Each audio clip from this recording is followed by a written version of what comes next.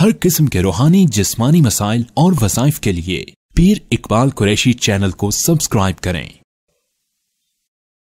नबी के बाद सबसे पहले जिसने नमाज पढ़ी उसे अबू बकर कहते हैं।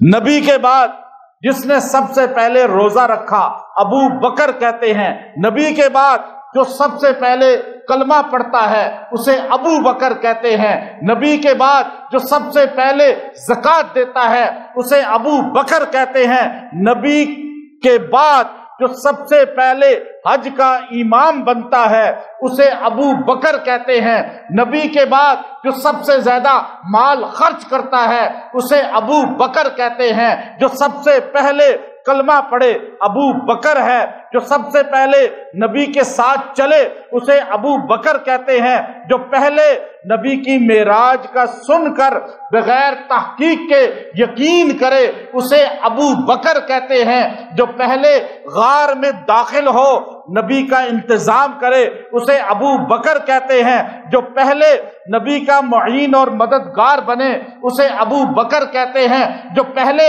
अपनी बेटी रसूलुल्लाह के निकाह में लाए अबू बकर कहते हैं। जो नबी के साथ पहले मदीने में दाखिल हो उसे अबू बकर कहते हैं। जो पहले नबी के सर पे अपनी चादर के जरिए साया करे उसे अबू बकर कहते हैं। जो सबसे पहले मस्जिद नबी की जमीन के लिए वो जगह मुंतखब करे नबी के बाद उसे अबू बकर कहते हैं। जो सबसे पहले मस्जिद नबी की जमीन की कीमत अदा करे उसे अबू बकर कहते हैं। जो सबसे पहले नबी के अरीश में बदर के दिन दाखिल हो उसे अबू बकर कहते हैं। जिसको सबसे पहले नबी के साथ रोजे में सुलाया जाए उसे अबू बकर कहते हैं।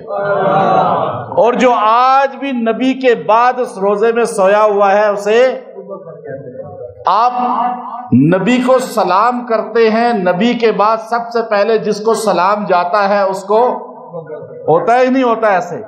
आप जाके रोजे पे खड़े होते हैं अस्सलातु वस्सलाम अलैका या रसूल अल्लाह, तो नबी के बाद सबसे पहले सुनने वाला भी अबू बकर है। नबी के बाद सबसे पहले उठने वाला भी अबू बकर है। नबी के बाद सबसे पहला जब हर चीज में पहला तो खिलाफत में भी। आप जब हर चीज में मानते हैं तो खिलाफत में क्यों नहीं मानते?